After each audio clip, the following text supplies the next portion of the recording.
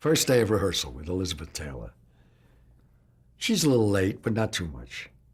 I mean, not as characteristically late as she was known.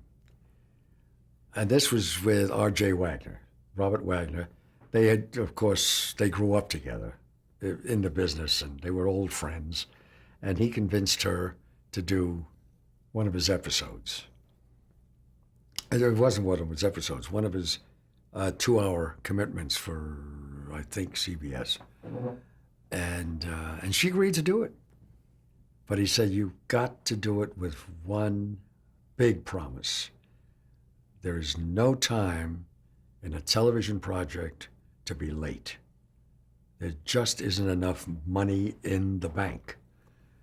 And you've got to maintain that as a professional commitment. And he could talk to her like that. And she says, okay. And she kept her word. But she reports on that first day, the doors open and one of the most exquisite, gorgeous women I've ever seen in my life walks toward us at the table. And right off the bat, she made everybody comfortable. She's very down to earth.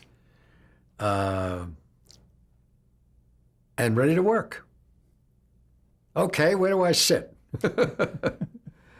And she was a delight for the rest of the shoot on that. I was so taken by another legend that I had never expected to work with, let alone direct, and let alone depend on me for the next move. And she was quite generous with her gratitude for whatever help I gave her. And we were sitting one time, we had a discussion, we were talking about other things, and while they were lighting the set, we went behind the set. We were sitting on some construction back there or something. And I suddenly stepped out and I'm sitting halfway in the dark behind a set where there's harsh reality, no fancy lights, with Elizabeth Taylor. And we're just sitting there like a couple of good friends talking like this. And it's one of those wonderful magic moments that you have. And as long as I've been in this business, I still can't shake the awe of meeting a legend, meeting someone that you grew up watching and developing and influencing you. I